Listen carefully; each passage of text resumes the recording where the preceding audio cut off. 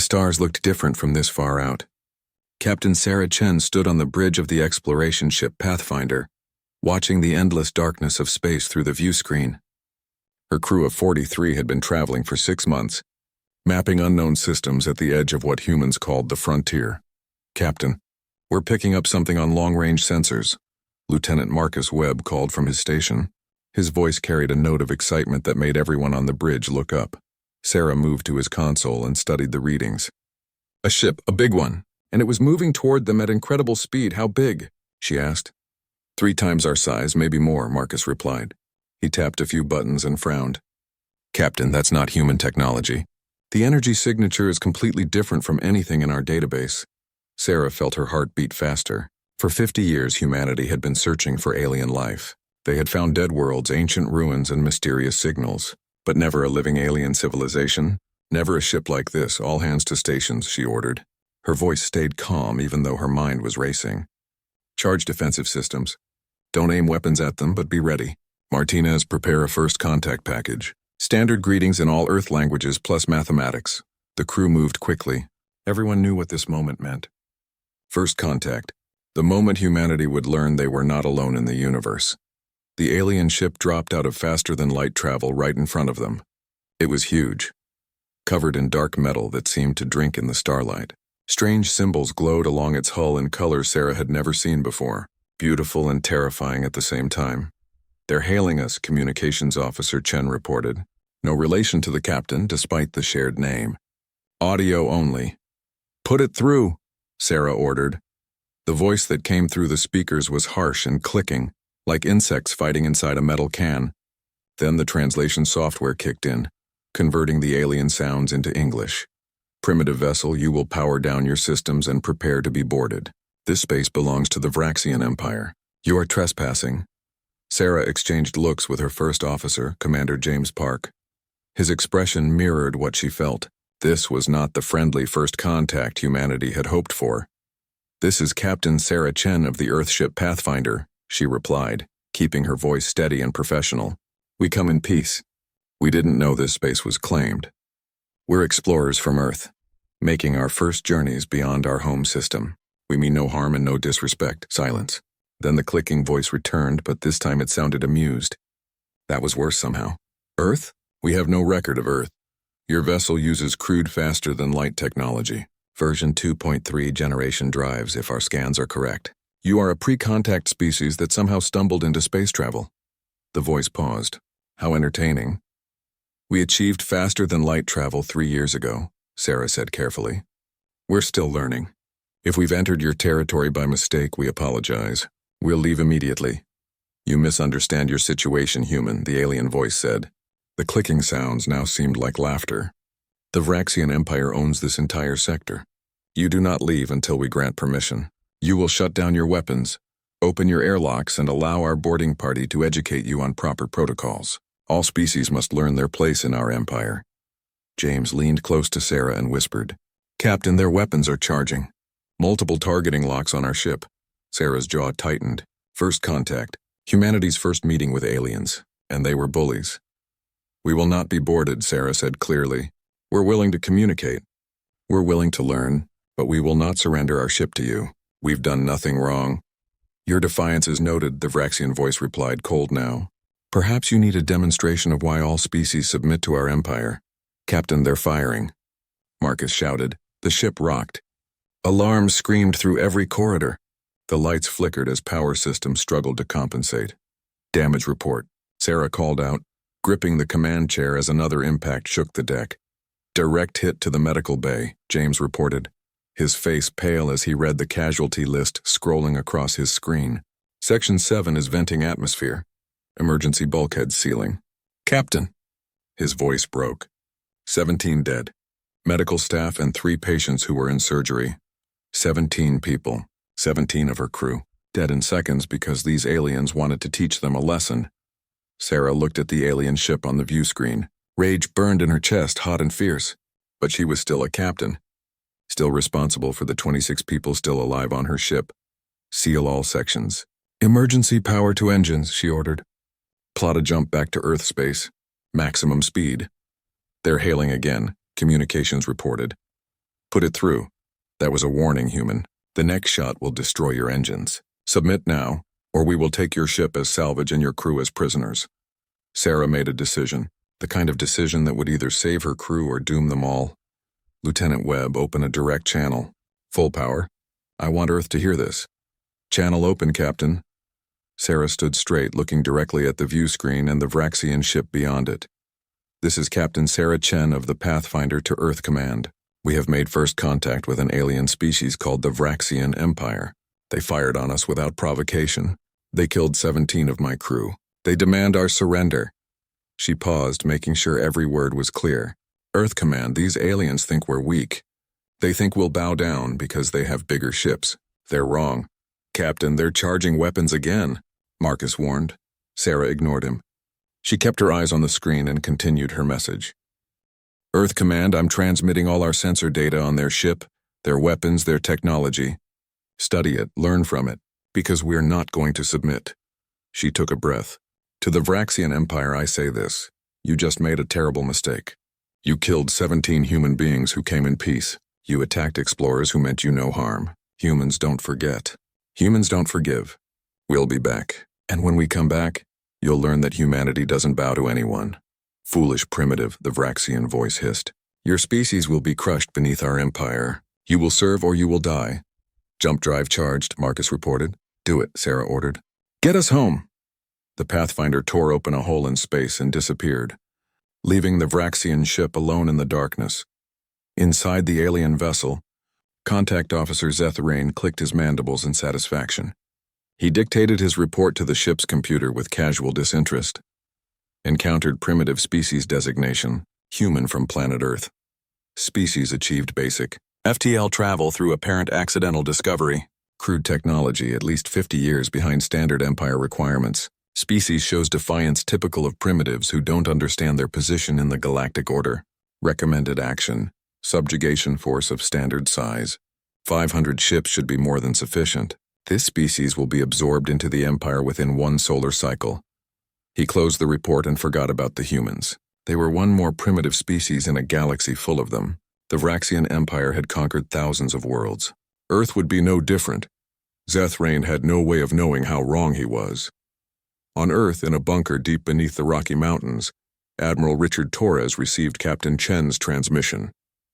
He listened to her words. He reviewed the sensor data. He saw the footage of the Pathfinder's medical bay exploding. 17 good people dying in fire and vacuum. Then he picked up his phone and made a call he had hoped he would never need to make. This is Admiral Torres. Authorization code Alpha 77 Omega. Activate Protocol Shepherd's Watch. Notify all nations. First contact has occurred. Hostile contact. I repeat, hostile contact.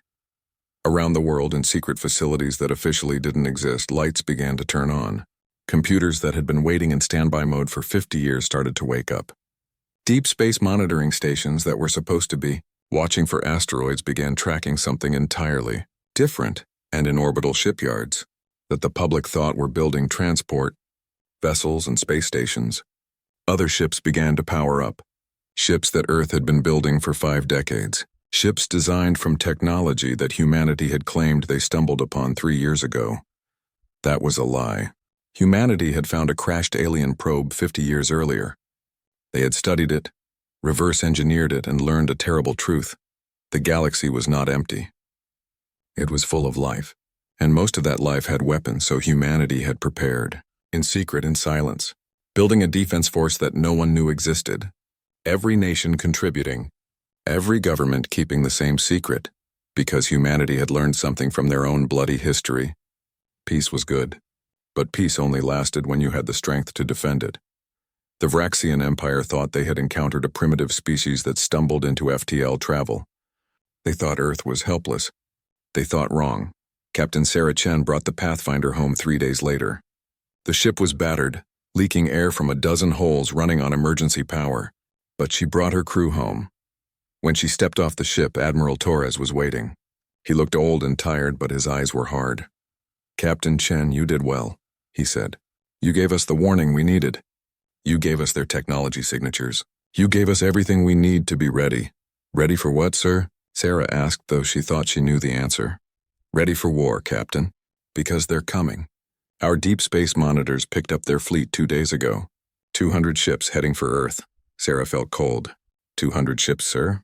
We killed 17 of their people. We can't match those numbers.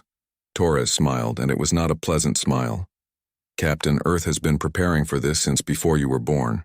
Let me show you something. He led her to an observation deck. Through the window, Sarah could see orbital space above Earth. And what she saw took her breath away. Ships.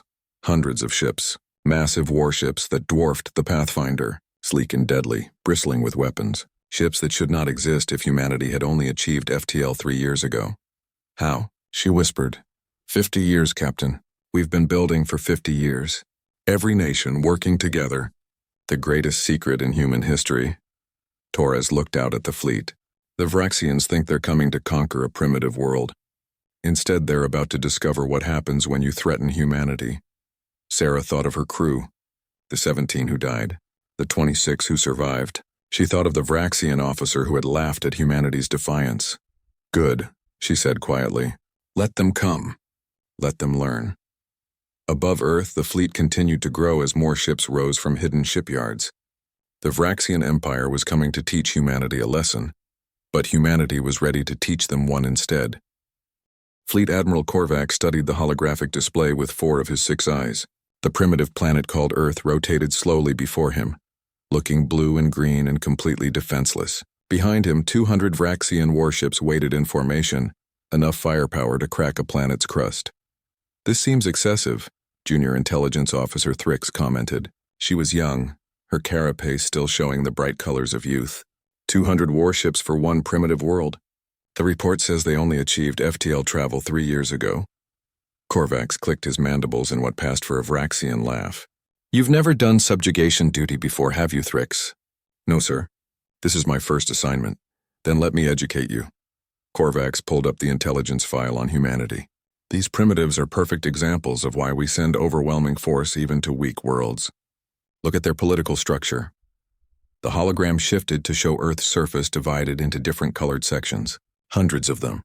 They're fragmented, Korvax continued. Over 200 separate nations. They fight each other constantly. Wars, territorial disputes, trade conflicts. They can't even unite their own species, let alone stand against the Empire. But fractured species are dangerous because they're unpredictable. Send too few ships and they might get lucky. Send overwhelming force and they surrender immediately. Thrix studied the data.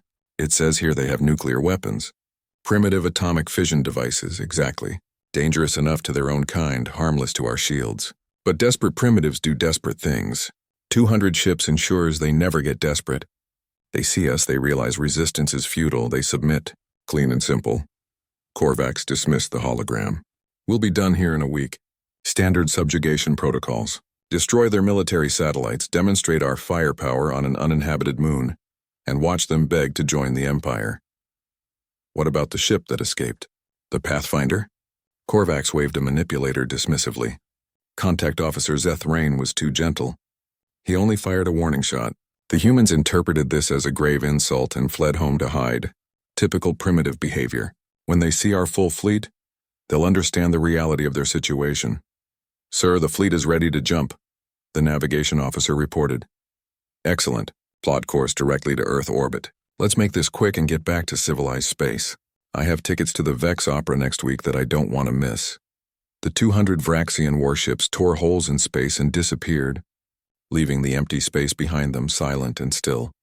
They had no idea they were being watched.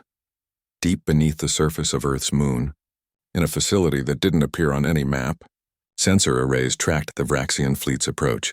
The data flowed instantly to Earth Command, where Admiral Torres stood before a massive tactical display. 200 ships confirmed, the tracking officer reported. Arrival in Earth orbit estimated in 6 hours. Size comparison to our vessels? Torres asked. Their capital ships are approximately 70% the size of our dreadnoughts. Smaller craft range from destroyer to cruiser class by our standards. Total tonnage favors them by about 15%. Torres nodded slowly. 50 years of preparation came down to this moment. 50 years of every nation on Earth working together on the greatest secret in human history. 50 years of building ships in hidden orbital yards. Training crews in simulators that officially didn't exist. Developing weapons that were supposed to be impossible. all based on one crashed alien probe and the terrifying knowledge it brought. Humanity was not alone, and the galaxy was full of predators. "What's the status of the fleet?" Torres asked. "All 500 ships are in position, sir, holding in stealth orbit on the far side of the moon. Crews are at battle stations. Weapons are charged. Point defense grids are online. Fleet Admiral Chen is ready for your signal." Torres allowed himself a small smile. Captain Sarah Chen had been promoted after bringing the Pathfinder home. Now she commanded Earth's entire defense fleet. Her brother had died on the Pathfinder. 17 others had died. The Vraxians were about to learn that humans remembered their dead. "Sir, we're receiving multiple communications from the surface," the communications officer reported. "Every news network on Earth is reporting strange activity. They've noticed our ships moving into position.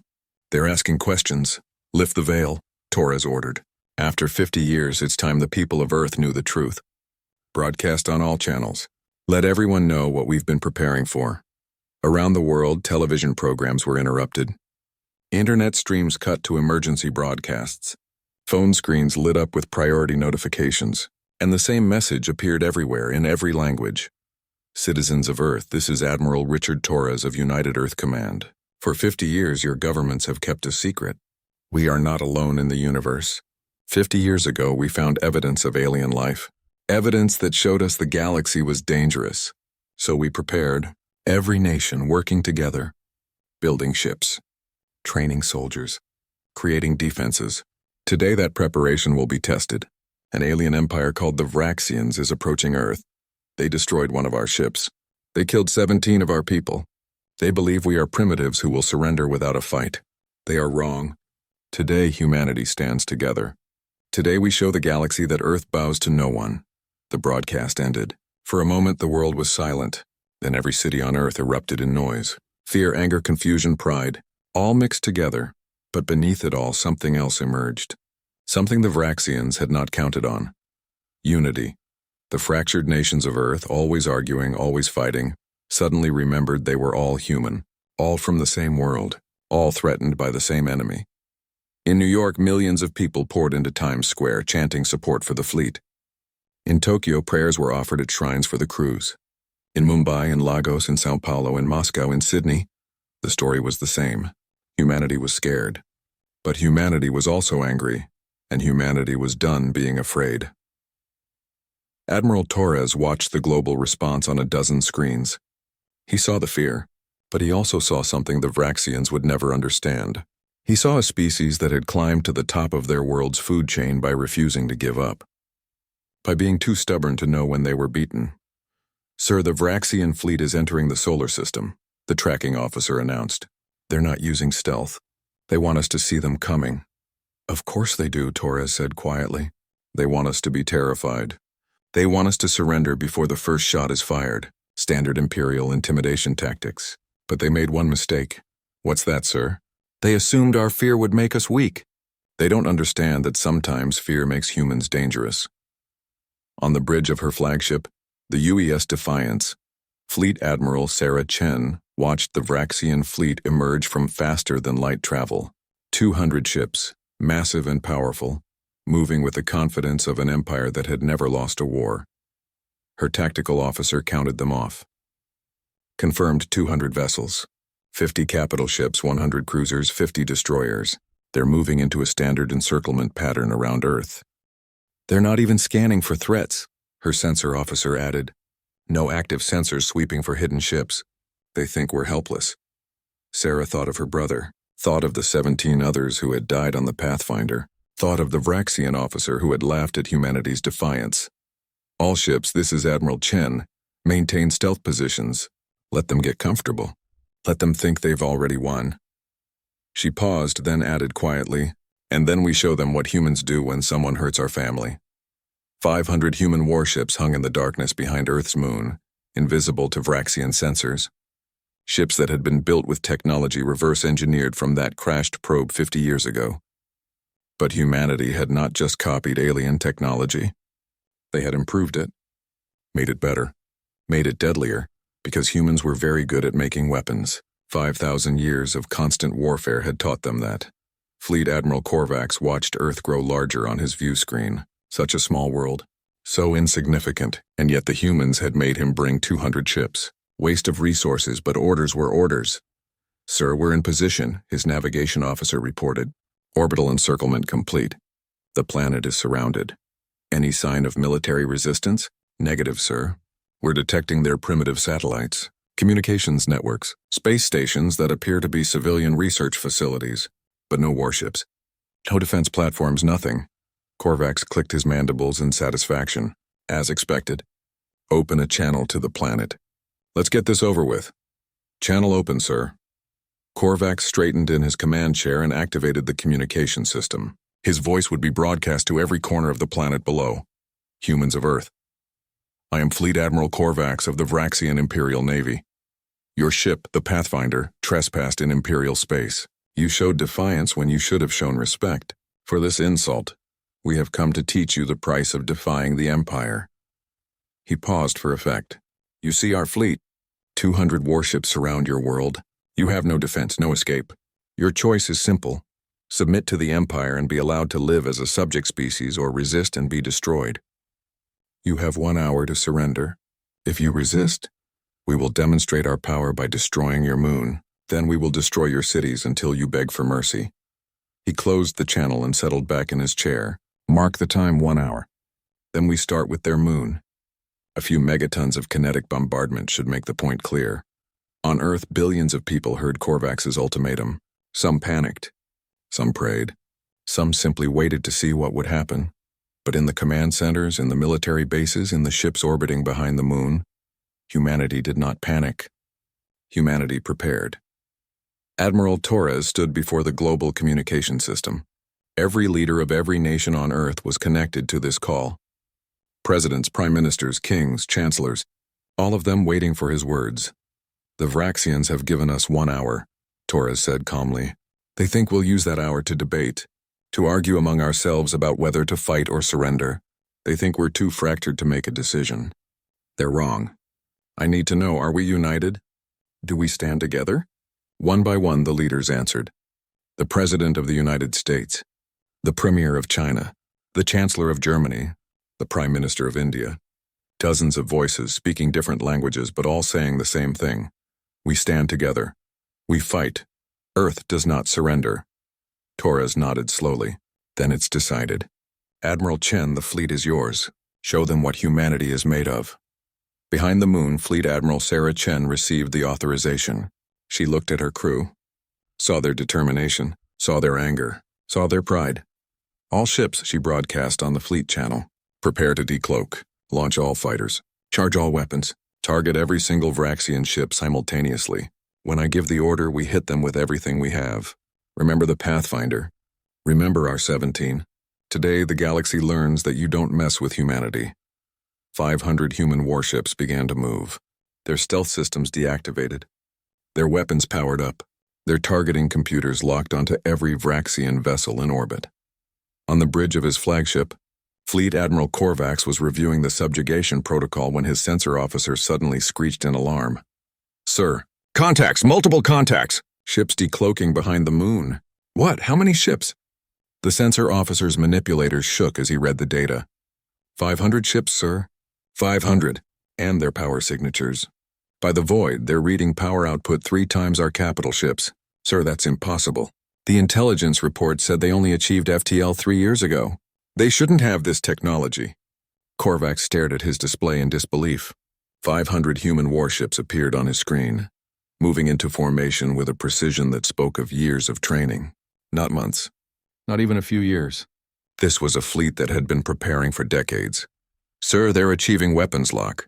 All their ships are locking onto us simultaneously. That's impossible, Korvax whispered. The intelligence was wrong. The intelligence was all wrong. His communication officer's voice shook as she spoke. Sir, we're receiving a transmission from the human fleet. Put it through. A human woman appeared on the view screen. She wore a military uniform, her face hard and angry. Behind her, the bridge of a warship that looked more advanced than anything the Vraxian Empire had. Fleet Admiral Korvax, she said, her voice cold as ice. I am Fleet Admiral Sarah Chen of the United Earth Defense Force. You killed my brother. You killed 16 others on the Pathfinder. You came to my world thinking we were helpless. You were wrong. Korvax found his voice. This is impossible. Your species only achieved FTL 3 years ago. You shouldn't have this technology. You shouldn't have these ships. Sarah smiled, and it was a terrible smile. That's what we wanted you to think. The truth? We found alien technology 50 years ago. We've been preparing for this day ever since. We knew the galaxy was dangerous. We knew species like yours existed, so we built. We prepared, we waited, and now you've given us a reason to show you what we've been preparing for. You deceived the entire galaxy? We learned from you, Sarah replied. We studied every species we could find information on. We learned your tactics, your strategies, your weapons, and we designed everything specifically to counter what you do. Our ships are faster. Our weapons hit harder. Our defenses are stronger. We spent 50 years learning how to beat you. Korvax felt fear for the first time in his long military career. 500 ships, all more powerful than his own, all locked onto his fleet, all ready to fire. What do you want? He asked quietly. Sarah's expression did not change. You gave us 1 hour to surrender. We're giving you 1 minute. Leave our space. Return to your empire. Tell them that Earth is protected. Tell them that humanity does not bow. Tell them that if they come here again, we will not be merciful. She paused. You have 1 minute. Starting now. The channel closed. Korvax looked at his fleet. 200 ships against 500. Ships that were outmatched in every category. He had come here expecting an easy victory. Instead, he had walked into a trap 50 years in the making. Sir, orders? His first officer asked quietly. Korvax made the hardest decision of his career. Fleet, this is Admiral Korvax. Disengage weapons.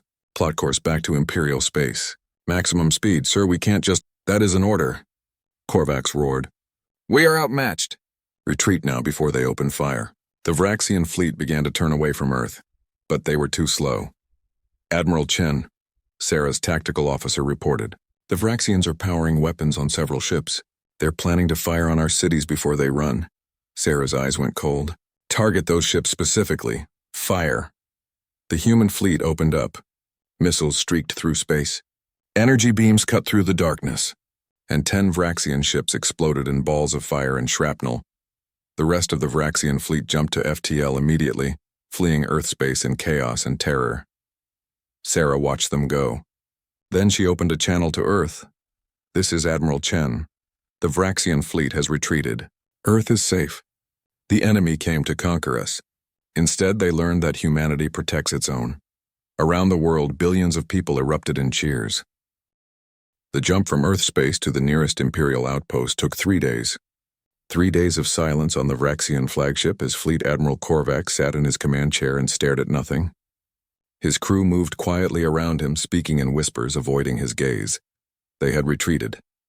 The proud Vraxian Imperial fleet had run away from primitives, from humans who were supposed to be weak and fragmented. Ships that shouldn't exist had appeared from nowhere. Weapons that shouldn't be possible had destroyed 10 of his vessels in seconds. And worst of all, the humans had let them go. Had shown mercy when they could have destroyed the entire fleet. That mercy felt worse than any defeat. Junior Intelligence Officer Thrix approached carefully. Her carapace had lost its bright colors during the journey. Now she looked as dull and gray as the older officers. Sir, we're approaching the outpost. They're requesting our sensor logs of the Earth engagement. Send them everything, Korvax said quietly. They need to know what we found. What the humans really are. The logs were transmitted. 30 minutes later, Korvax received an urgent message. Priority Alpha. The highest level of Imperial communications. Fleet Admiral Korvax, you are ordered to proceed immediately to the Imperial homeworld. You will present your findings directly to the High Council. Do not speak to anyone else about Earth or the humans. This matter is now classified at the highest level. Korvax closed the message and laughed bitterly. Of course it was classified. The Empire could not let other species know that a supposedly primitive world had frightened off an Imperial fleet. It would make them look weak. The truth was worse. They were weak, at least compared to humanity. The journey to the Imperial homeworld took another week. During that time, Korvax reviewed the sensor logs over and over, trying to understand how he had missed the signs, how the intelligence had been so wrong. The human ships were not cobbled together from recent discoveries. They were sophisticated, well-designed, perfectly maintained. The kind of ships that took decades to develop and build. Their tactics were not the wild desperation of a species fighting for survival. They were calculated, precise, the result of extensive training and planning.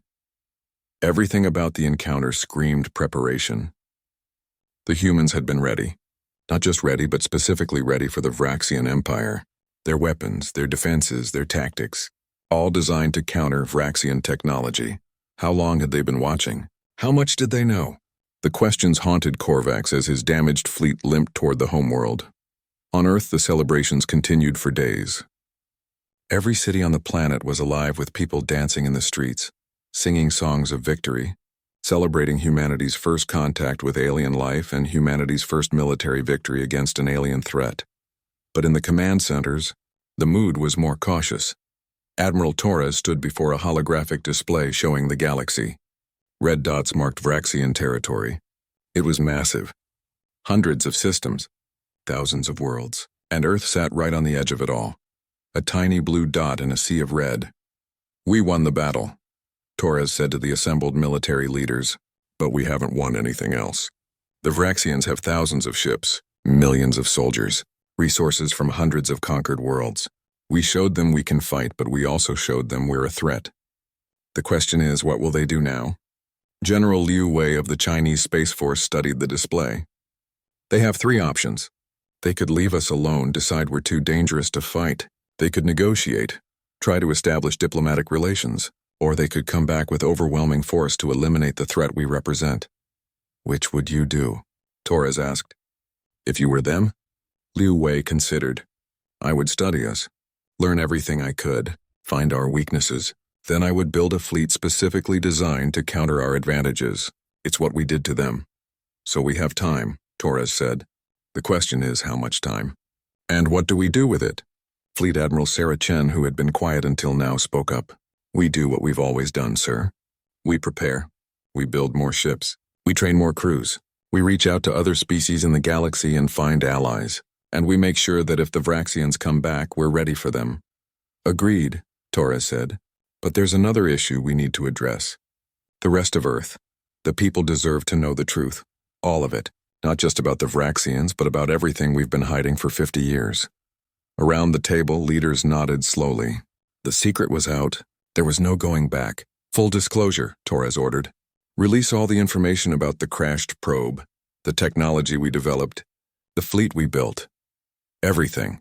The people of Earth need to understand what we're facing."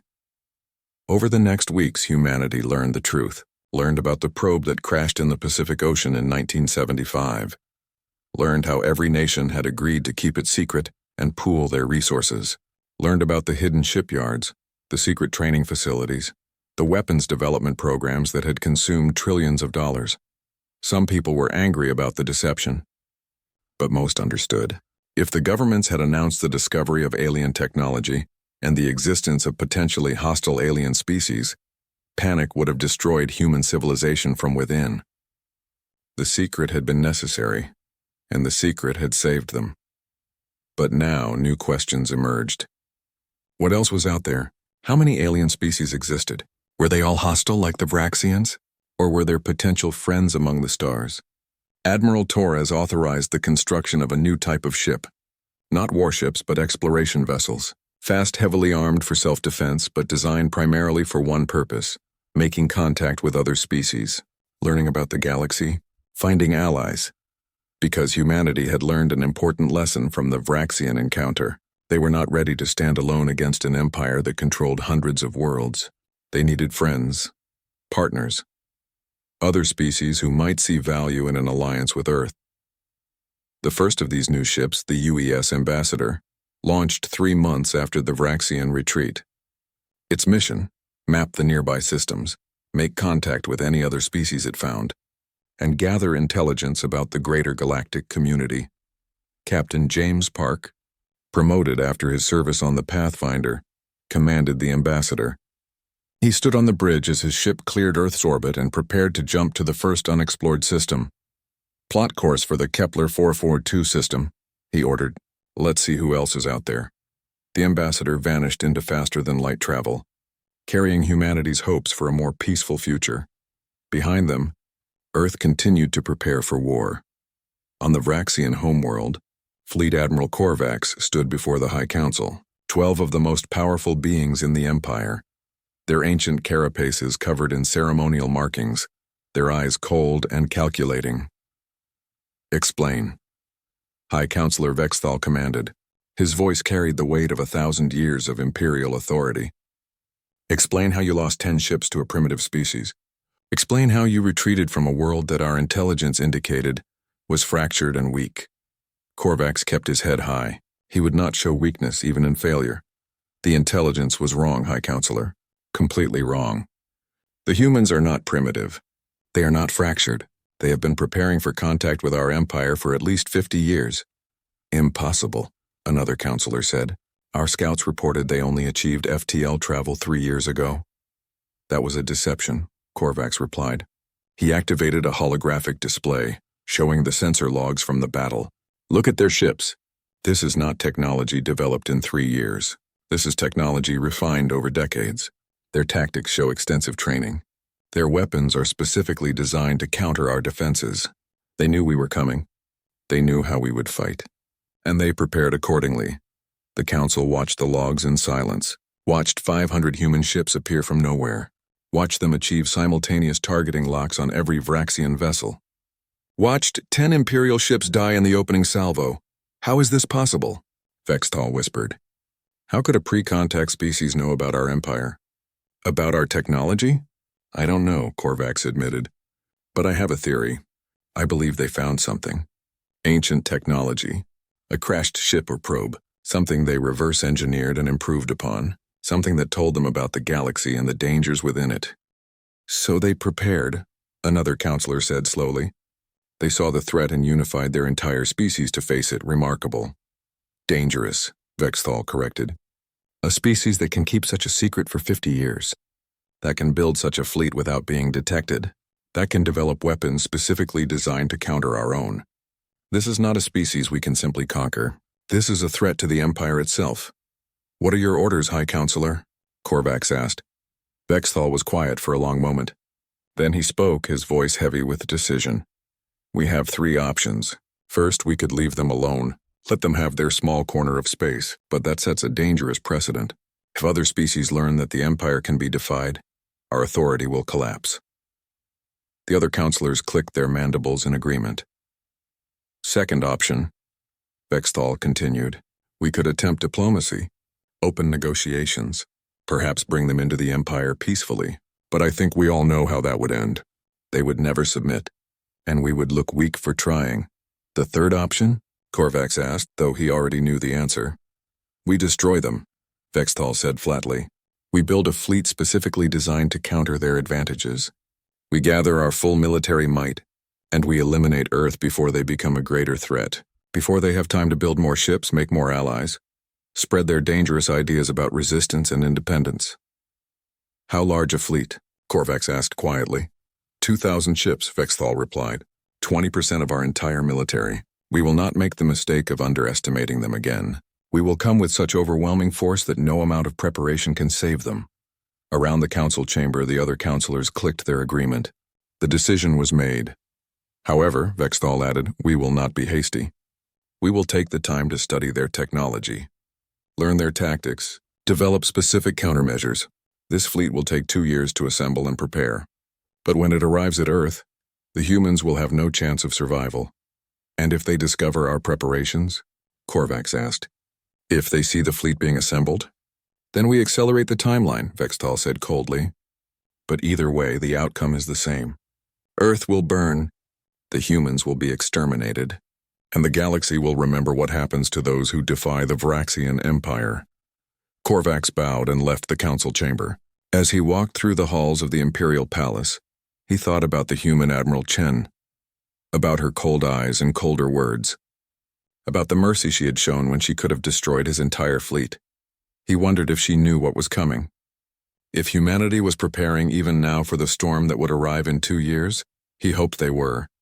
Because despite everything, despite his loyalty to the Empire, Korvax had developed a strange respect for the humans. They had done what no other species had done in 1,000 years. They had made the Vraxian Empire afraid. That deserved respect. even if it also demanded destruction. Meanwhile, across the galaxy, other species watched and waited. The battle at Earth had not gone unnoticed. Sensor stations from a dozen different civilizations had detected the energy signatures, the weapons fire, the retreat of an Imperial fleet. Rumors spread through the galactic community like wildfire. A primitive species had defeated the Vraxians. An unknown world had ships more advanced than anything in Imperial space. A new power had emerged. Some species saw opportunity, others saw danger. But all of them began to take humanity seriously.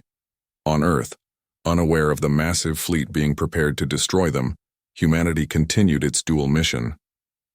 Building warships for defense, building explorer ships for contact with other species, preparing for war while hoping for peace. Admiral Torres stood in the lunar facility, watching construction crews work on the latest batch of dreadnoughts. 50 new ships, each more powerful than the last generation, each a testament to humanity's industrial capacity and determination. "Sir," an aide approached with a data pad. "We're receiving a signal. It's not Vraxian. It's something else. A new species.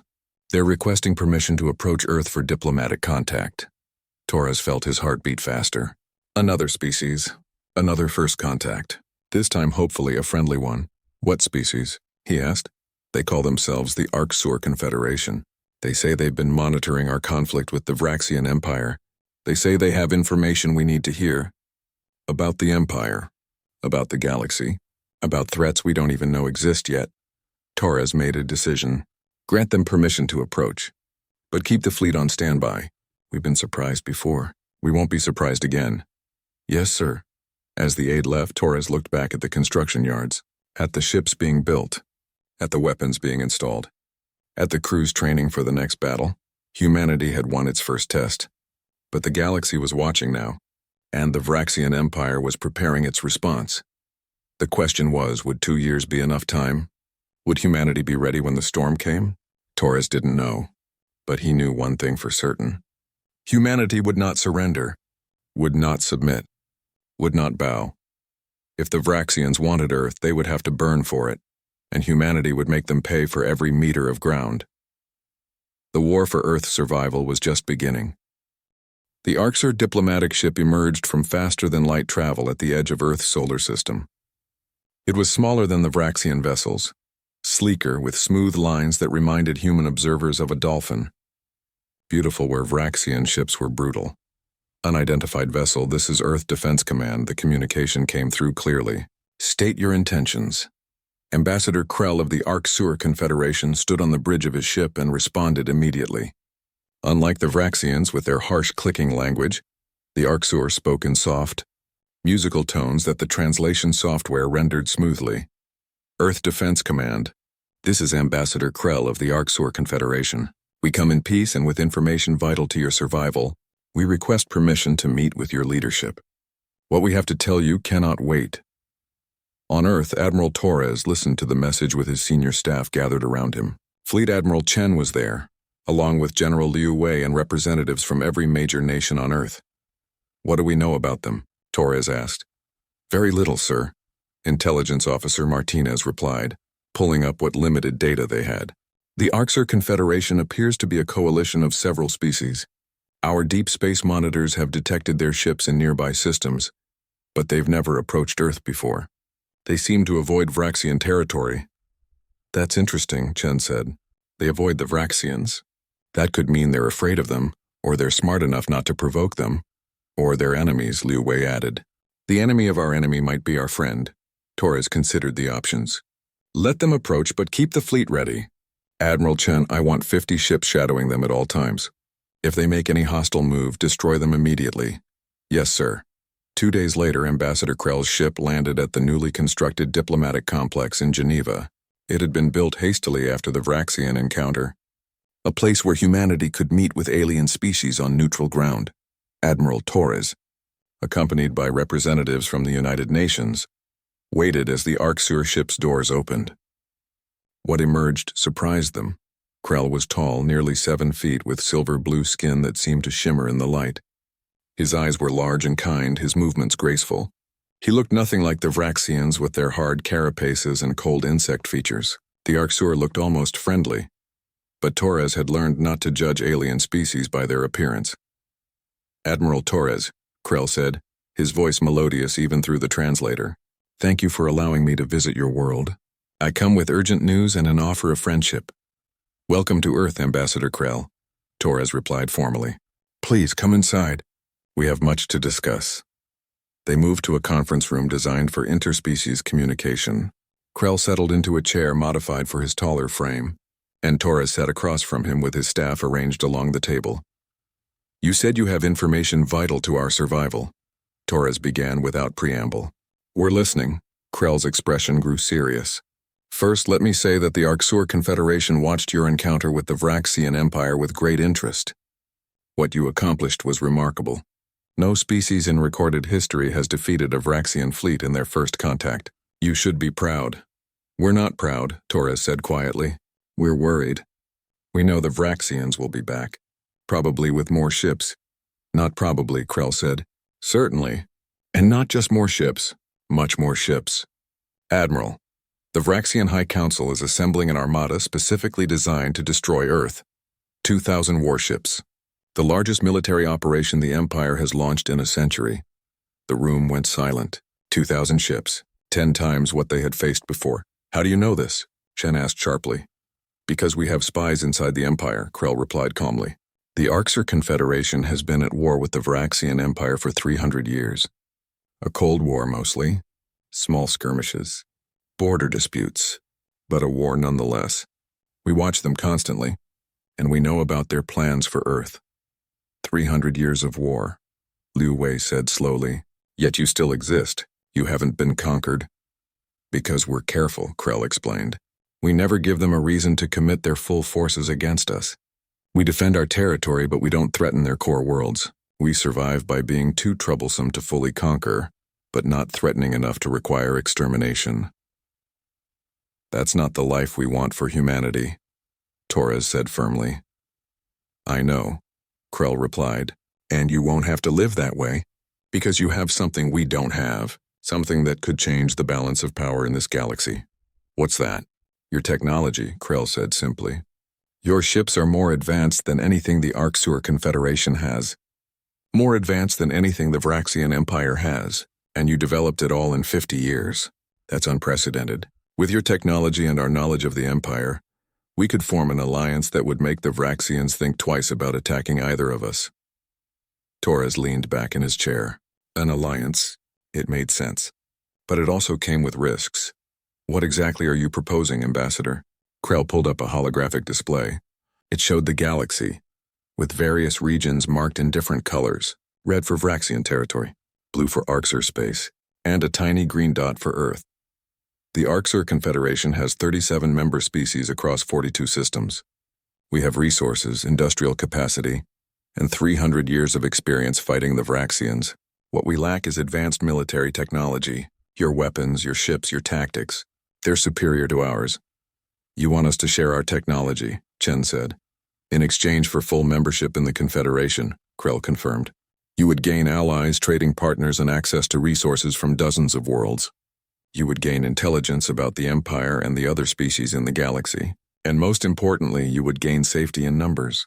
The Empire won't attack Earth if it means going to war with the entire Confederation. Or they'll attack all of us at once," Torres countered. "Perhaps," Krell admitted, "but that would require committing nearly their entire military. It would leave their core systems vulnerable. It's a risk they won't take lightly."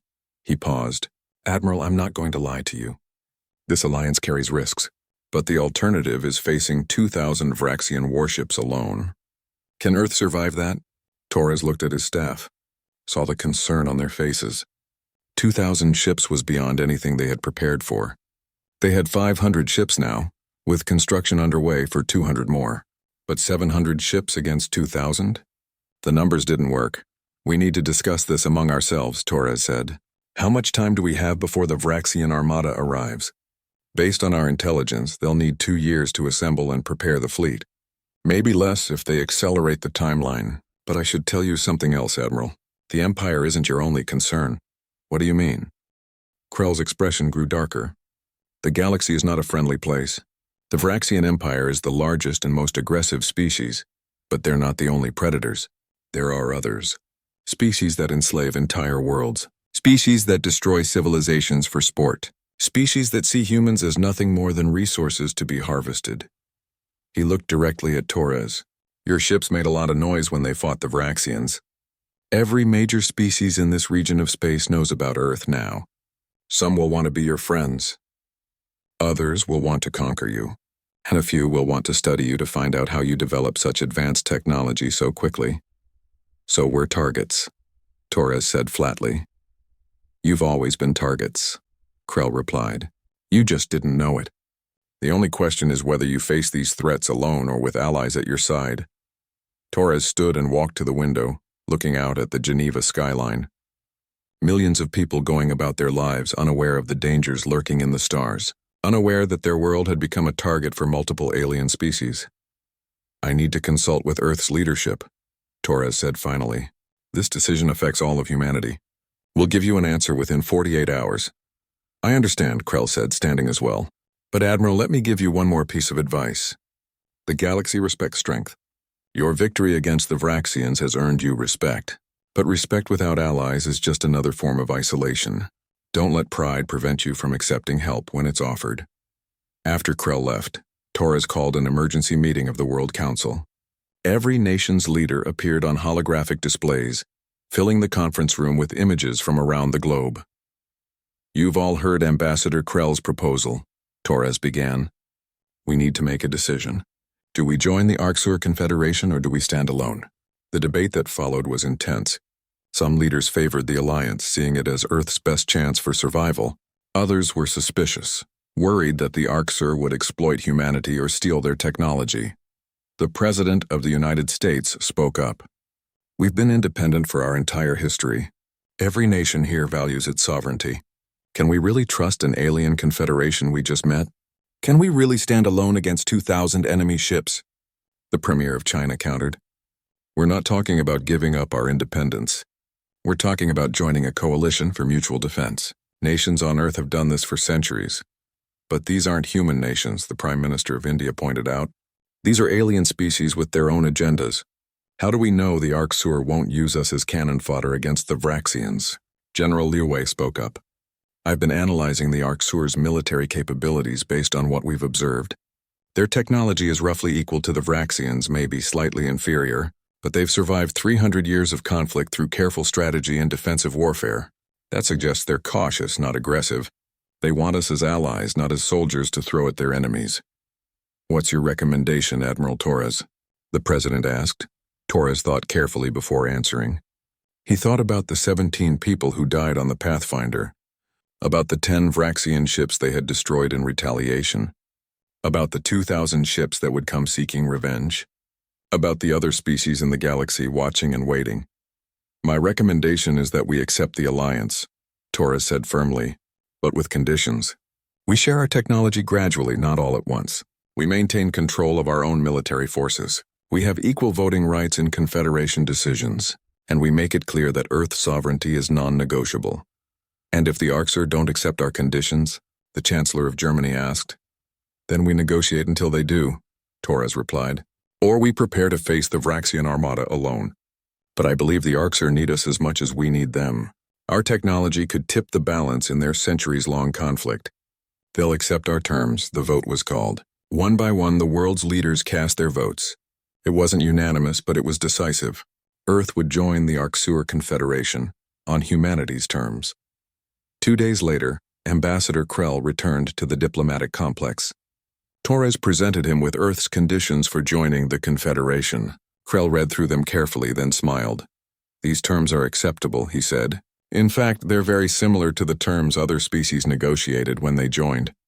The Confederation believes in the sovereignty of its members. We're not an empire. We're an alliance of equals. Then we have an agreement, Torres said, extending his hand. After a moment's hesitation, Krell reached out and shook it. The first human Arxur handshake in history. Welcome to the Confederation, Admiral Torres. Together we'll show the Vraxian Empire that their age of unopposed conquest is over.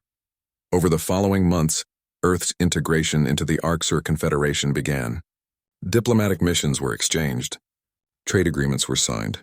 Human engineers began sharing their technology with Confederation scientists, while Arxur specialists taught humans about galactic politics, alien species, and the complex web of alliances and conflicts that defined the galaxy. And most importantly, military planning began in earnest. Human and Arxur strategists worked together to develop a defensive plan for when the Vraxian Armada arrived. Construction of new ships accelerated on both Earth and Arxur worlds, with humans providing designs and the Confederation providing raw materials and manufacturing capacity. Admiral Chen took personal command of the joint training operations. Human pilots flew alongside Arxur crews, learning each other's tactics and building trust. It wasn't always easy. Cultural differences caused misunderstandings. Language barriers created confusion. But slowly, steadily, two species who had never met before began to function as a unified military force. 6 months after joining the Confederation, Earth launched its first joint military exercise with Arxur forces. 100 human ships and 100 Arxur ships conducted simulated combat operations against computer-generated enemy forces modeled on Vraxian tactics. The results were promising. The combined fleet showed a level of coordination that surprised even the most optimistic observers. Human aggression and advanced technology combined with Arxur experience and strategic thinking created a force greater than the sum of its parts. We might actually have a chance, Chen told Torres after the exercise. If we can get our numbers up, if we can convince the rest of the Confederation to commit forces to Earth's defense, if we have enough time to prepare. A lot of ifs, Torres observed. Yes, sir, but more hope than we had 6 months ago. Torres nodded. 6 months ago, Earth stood alone against the galaxy. Now they had allies, friends, partners who would stand with them when the storm came. But the storm was coming. Across the galaxy in Vraxian space, the Armada continued to grow, 2,000 ships gathering at staging areas, crews training specifically to fight human tactics, weapons being designed to counter human technology. The Vraxian Empire had never forgotten a defeat, never forgiven an insult, and Earth had given them both. The clock was ticking. The war was inevitable. The only question was whether humanity and its new allies would be ready when it arrived. The warning came 18 months after Earth joined the Arxur Confederation.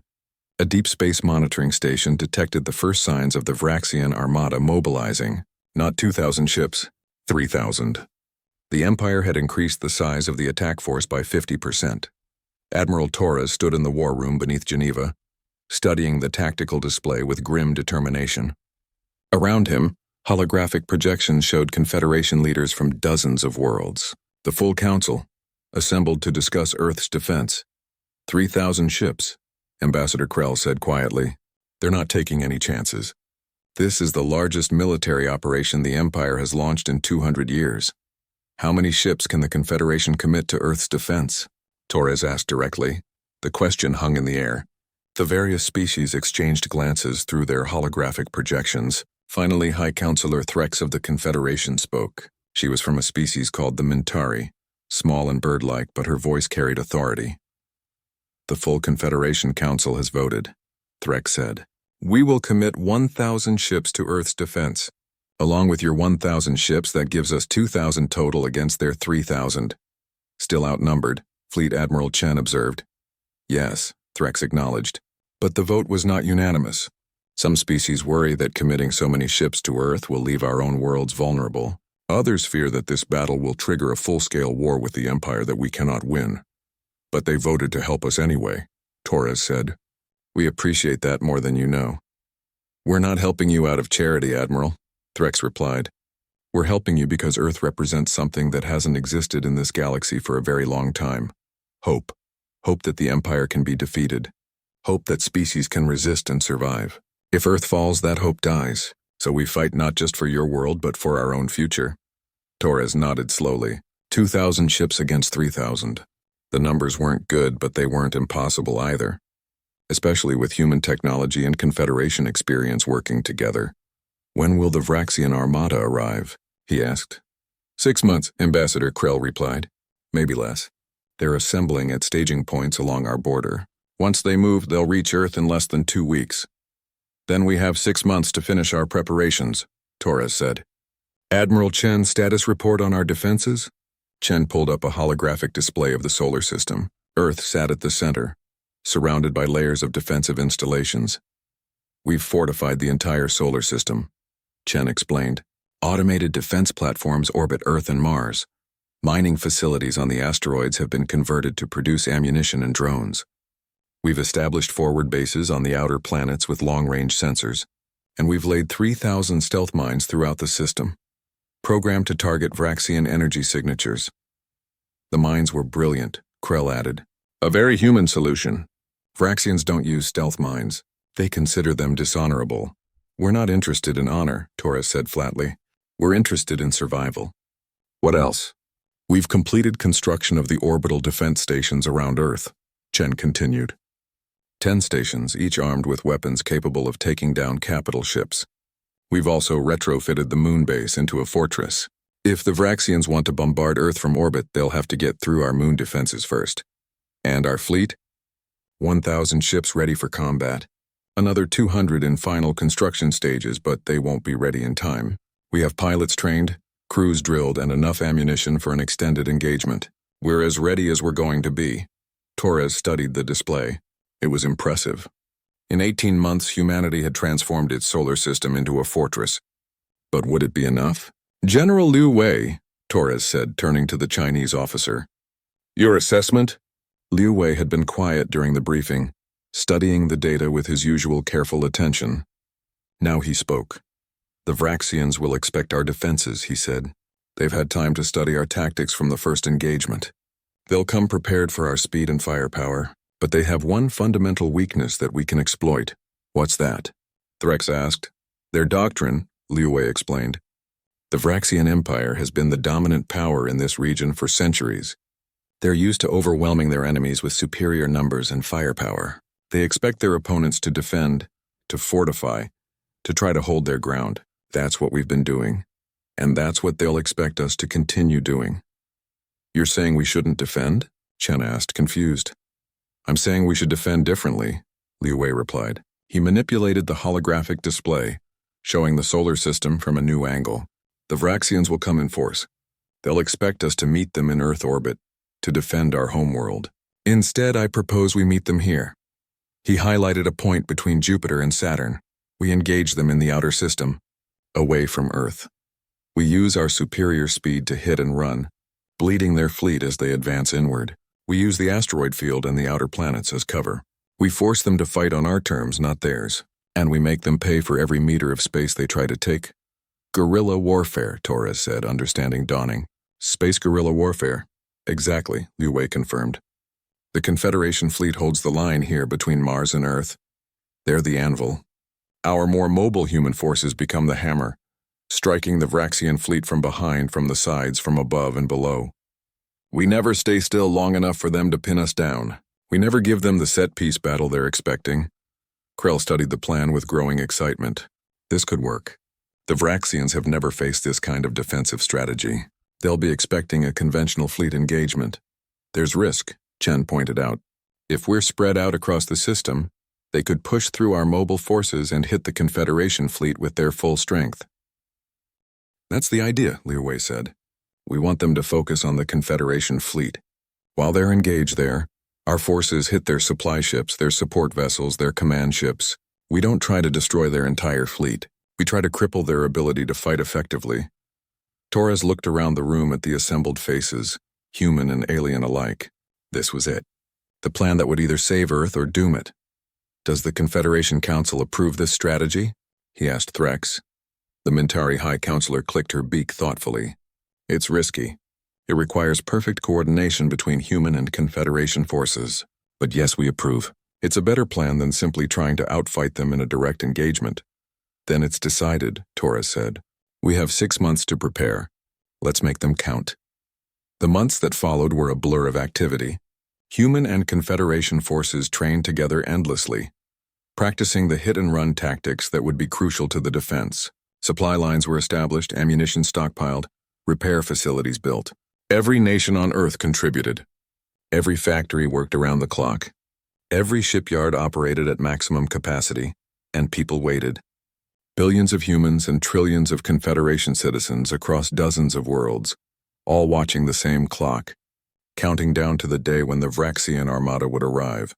Captain Sarah Chen, promoted from Fleet Admiral to Supreme Commander of Joint Forces, spent those months preparing not just the military but also herself. She thought often of her brother, killed on the Pathfinder, thought of the 17 others who died that day. This battle was for them. For everyone who had died because the Vraxian Empire thought humanity was weak. The night before the expected arrival of the Vraxian fleet, Sarah stood on the observation deck of her flagship, the UES Defiance, looking out at the assembled human fleet. 1,000 ships, each one representing years of work, billions of dollars in resources, and the hopes of an entire species. Admiral Torres appeared beside her. He looked old, tired. The last 18 months had aged him. "Can we win this?" Sarah asked quietly. Torres was silent for a long moment. Then he said, "I don't know. The numbers aren't on our side.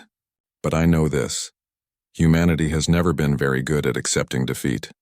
We survived ice ages, plagues, world wars, nuclear weapons. We climbed to the top of Earth's food chain by being too stubborn to give up. If the Vraxians think we'll roll over and die, they're about to learn otherwise. I wish we could have found a peaceful solution," Sarah said. "So do I," Torres replied. "But the Vraxians didn't give us that option. They fired first. They killed our people.